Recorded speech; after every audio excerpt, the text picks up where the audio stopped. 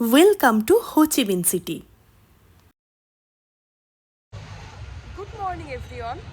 তো এখন বাজে 12:10 দুপুর। প্রচণ্ড গরম এখানে। আমরা রাত্রে একটা হোটেল পেয়েছিলাম, তো সেই হোটেলেই আমরা স্টে করে 12টা অবধি ঘুমিয়ে জাস্ট রেডি হয়ে বেরিয়েছি। এখন ব্রেকফাস্ট করব, কিছু খাবো। এবার দেন খাওয়ার পর আমাদের যেই হোটেলটা অ্যাকচুয়ালি বুকিং আছে সেই হোটেলে আমরা যাব। তো গ্র্যাব নিয়ে অফকোর্স সেই হোটেলে যাব। এখন আমরা মোটামুটি দেখছি যে কোথায় ভালো খাবার পাওয়া যাবে। যেটা পাবো সেটা খেয়ে এখন হোটেলে যাব, দেন আমরা সিটি ট্যুরে বেরোবো।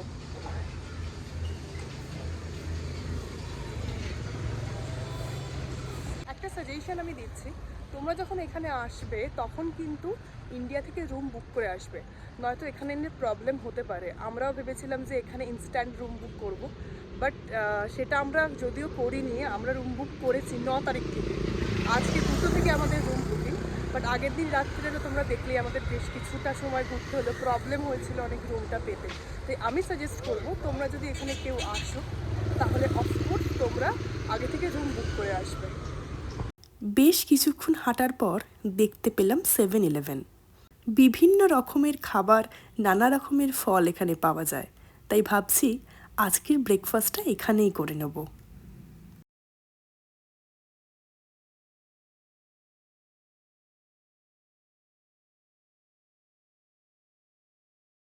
ফলের মধ্যে পেঁপে আমার খুব ভাল লাগে, তাই এখানে দেখতে পেয়ে এক প্যাকেট পেঁপেই তুলে নিলাম।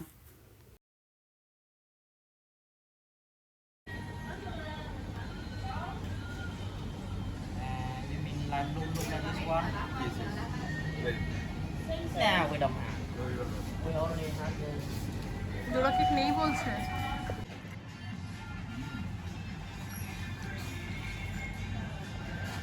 কেমন খেতে ভালো? দাও আমাকে, দাও পুরো খেয়ে নিও না। এখন 1টা বাজে, কিন্তু হোটেলে আমাদের ঢুকতে দেবে 2টো থেকে। ওরা হোটেল ক্লিন করছে, তো সেই জন্য আমরা টাইম ওয়েস্ট না করে বেরিয়ে পড়েছি, কারণ আমাদের হোটেলের সামনেই হচ্ছে বেন্থা মার্কেট। আমি বেন্থা মার্কেটটা দেখাবো। আমরা 1-2 ঘন্টা ঘুরবো যেহেতু সামনেই, তারপরে ফ্রেশ হয়ে আবার আসবো। এই হলো বিখ্যাত সেই বেন্থা মার্কেট। আমাদের হোটেল থেকে প্রায় 10-15 মিনিটের হাঁটা পথ। ঢুকেই দেখতে পেলাম বিভিন্ন ধরনের সুভিনিয়ার, ছোট ছোট পুতুল, ফ্রিজ ম্যাগনেট, চাবির রিং, কোস্টার, টুপি, ব্যাগ, নানা ধরনের জিনিস এখানে বিক্রি হচ্ছে। প্রথমে দেখেই মনে হচ্ছিল যে কোনটা ছেড়ে কোনটা নিই। আর এর পরের দোকানটাই ছিল ফুলের মার্কেট। খুব সুন্দর সুন্দর ফুল এখানে বিক্রি হচ্ছিল, টিউলিপ, গোলাপ, ল্যাভেন্ডার, সব ধরনের ফুল।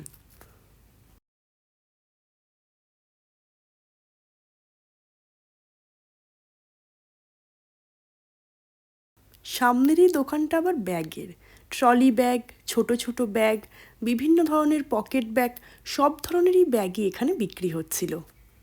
এই মার্কেটটা খুবই বড়। কোন দিক দিয়ে ঢুকছি কোন দিক দিয়ে বেরোচ্ছি প্রথমে কিছু বুঝতে পারছিলাম না, একদম গুলিয়ে যাচ্ছিল। আর সব গলিগুলোই যেন সমান মনে হচ্ছিল। এই যে বাঁ দিকটা মাছের আড়ত, এখানেও বিভিন্ন ধরনের সামুদ্রিক মাছ বিক্রি হচ্ছিল। আর এর অপোজিটে আছে ফুড কাউন্টার। অনেকে এখান থেকে লাঞ্চ ডিনারও করেন। আবার শুধু তাই নয়, স্ন্যাক্স, বিভিন্ন ধরনের ফ্রুট জুস, সেগুলো চাইলেও আপনারা খেতে পারেন। খুব বড় খাবারের দোকান এখানে। ভিয়েতনামের আরেকটা বিশেষত্ব হলো কফি। এখানে কফি খুব বিখ্যাত। বিভিন্ন ভ্যারাইটিস ধরনের কফি এখানে পাওয়া যায়। বেশিরভাগ এখানে ফিল্টার্ড কফি চলে, আর ওনারা ব্ল্যাক কফি খেতে পছন্দ করেন। চা বা কফিতে এখানে চিনির ব্যবহার নেই, আর দুধের বদলে এনারা কনডেন্স মিল্ক ব্যবহার করেন। তাও সেটা চাইলে দেয়, খুব বেশিও ব্যবহার করেন সেটা না।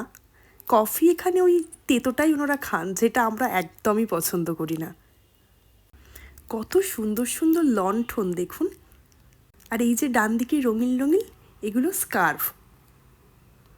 এইখান থেকে আমরা কিনেছিলাম বেশ কিছু কোস্টার আর কয়েকটা ফ্রিজ ম্যাগনেট। আর কিনেছিলাম একটা ছোট ব্যাগ, যেখানে টাকা পয়সা আর কিছু দরকারি জিনিস রাখতে সুবিধা হয়। আর সাইডে ঝোলানো থাকলে হ্যান্ড ফ্রিও থাকে, তাই খুব সুবিধা হয়। সেই জন্য ইনস্ট্যান্ট ওই ব্যাগটা আমরা কিনেছিলাম। এইটা তো প্রথমে দেখে আমরা ভয়ই পেয়ে গেছিলাম। এটা হলো বেন্থা মার্কেটের স্পেশাল। অ্যালকোহলের বোতলের ভেতর সাপ, কাঁকড়া বিছে এইসব ঢোকানো। ওনারা বললেন এটা নাকি শরীরের পক্ষে খুব উপকারী, মাঝে মাঝে ওষুধ হিসেবেও কাজ করে। আর এই যে এটা কফির কাউন্টার, বিভিন্ন ধরনের চা কফি এখানে পাওয়া যায়। তবে আমরা এখান থেকে নিইনি, কীরকম কী টেস্ট হবে সেটা তো জানি না। আর আমাদের টেস্টটাও একটু আলাদা ধরনের, আমরা একটু মিষ্টি মিষ্টি কফি খেতে ভালোবাসি, তো সেই জন্য চা কফি আমরা কোনোটাই কিনিনি। তবে বেন্থা মার্কেটের দামটা বাকি সব মার্কেটের থেকে একটু বেশি। এটা আমরাও জানতাম না, তবে একটা কাপলের সাথে আলাপ হয়েছিল। ওনারা আগে শুরু করেছিলেন দানাং থেকে। ওনারাই আমাদের জানালেন যে দানাং মার্কেট নাকি সব থেকে বেশি সস্তা, ওখান থেকেই শপিং করতে। তো সেই কারণেও আমরা এইখান থেকে খুব একটা বেশি জিনিস কিনিনি। তবে সত্যি জানেন তো, দানাংয়ে যখন গিয়েছিলাম তখন দেখলাম ওইখানের মার্কেট সত্যি অনেকটা সস্তা। এই যে এত সুন্দর সুন্দর লণ্ঠন ঝুলছে, লণ্ঠন মার্কেটে এর থেকে আরও অনেক বেশি ভ্যারাইটি পাবেন। সেই ভিডিও আমি আপনাদের সাথে শেয়ার করব। তবে জিনিস না কিনলেও বাঙালি মানুষ তো, দাম দর করার স্বভাব তো আছেই, তাই আমরাও টুকটাক জিনিস দেখছিলাম আর কোনটার কি দাম সেটা জেনে নিচ্ছিলাম।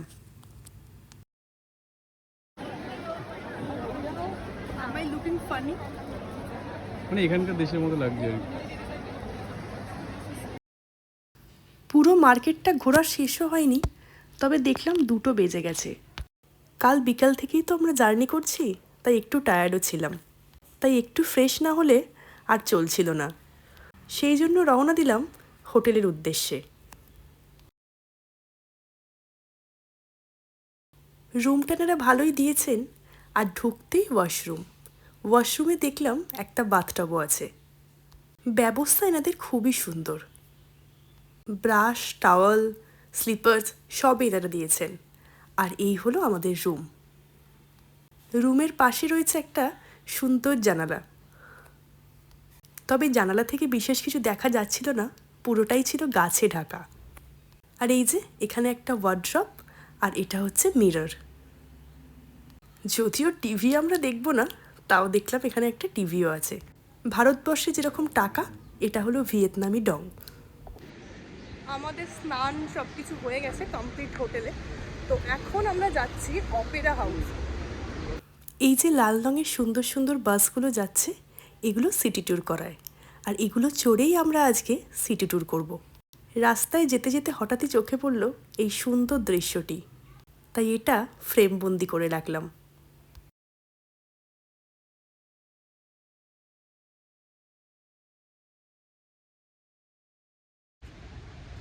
আমরা পুরো জায়গাটাই হেঁটে হেঁটেই যাচ্ছি, গোটা শহরটাকে এক্সপ্লোর করছি। ভীষণ সুন্দর, মানে পুরো শহরটা এত সুন্দর, এত পরিষ্কার যে দেখে সত্যি মন জুড়িয়ে যাচ্ছে। হাঁটতে হাঁটতে আমরা পৌঁছে গেলাম অপেরা হাউসে। আর এই অপেরা হাউসের অপোজিটেই দাঁড়িয়ে আছে আমাদের বাস। দেখলাম অনেকগুলো বাসই পরপর দাঁড়িয়ে আছে। কোন বাসটা আমাদের আজকে সঙ্গী সেটা বাসের নাম্বার দেখে বুঝতে হবে, সেটাই আমরা করছিলাম। আর তার মাঝে চারপাশের জায়গাটাও আর একবার তোমাদের ঘুরিয়ে দেখিয়ে দিচ্ছি।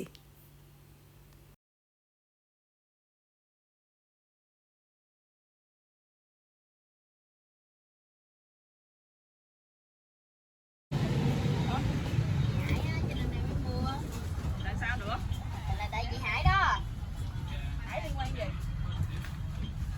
Biết chị không thấy hiểu gì không? Đúng vậy, tại vì Hải với ảnh nhìn nhau nên là mới mưa á. Finally আমরা উঠে পড়েছি বাসের মাথায়। উপর থেকে শহরটাকে দেখতে যেন আরও সুন্দর লাগছিল। ওঠার সময় অল্প অল্প বৃষ্টি হচ্ছিল, তাই ওনারা আমাদের রেনকোটও দিয়েছিলেন। তবে যাই হোক, কিছুক্ষণের মধ্যেই দেখলাম বৃষ্টি থেমে গেছে, তাই রেনকোটটা আর পরতে হয়নি। এই বাসটা ওই 45 মিনিট মতো আমাদের ঘোরাবে, তারপর আবার এই অপেরা হাউসেই নামিয়ে দেবে। এই জায়গাটায় ওনাদের একটা ট্র্যাডিশনাল অনুষ্ঠান হচ্ছিল। রাত্রিবেলা আমরা এখানে গিয়েছিলাম, সেই ভিডিও তোমাদের সাথে শেয়ার করব। গোটা শহরটাকে এত সুন্দর লাগছিল যে সত্যিই অভিজ্ঞতা বলে বোঝানোর মতো নয়। যেমন গোটা শহরে আছে বড় বড় বিল্ডিং, সেরকম আছে গাছগাছালি। আর ওই যে বাদিকে স্ট্যাচুটা দেখতে পাচ্ছেন, এটা হলো হোচিমিনের স্ট্যাচু। এখানে দাঁড়িয়ে অনেকেই দেখছি ফটো তুলছেন, আমরাও পরে তুলেছিলাম। এটা হয়তো কোনো সরকারি ভবন হবে, আমি ঠিক জানি না, তবে দেখে ওটাই মনে হলো।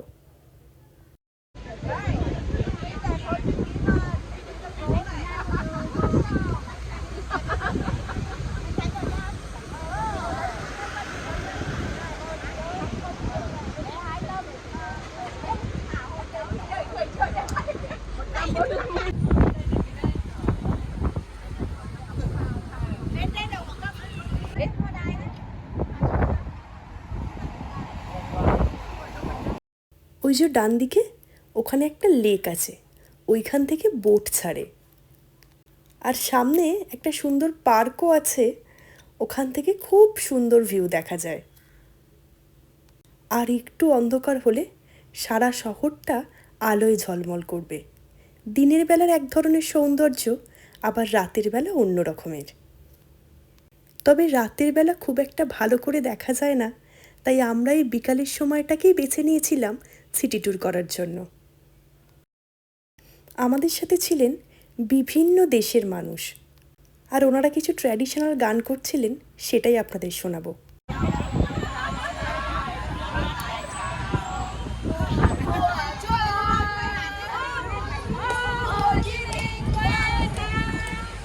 Hạnh phúc biết bao năm vẫn đợi chờ mà niềm vui nay đến bất ngờ, ngày vui như trong đêm mơ. Thôi lớn rồi mà như ngây thơ, ôi ta đang đi ở đâu đây? Như đi giữa một rừng cờ, hay quá, tuyệt vời quá. Mày lên đây. Hai con đẹp nhất đó, hai con đẹp nhất mau hết luôn. Có những người thấy vài người Việt Nam là lộn áo rất vui. Hello, hello.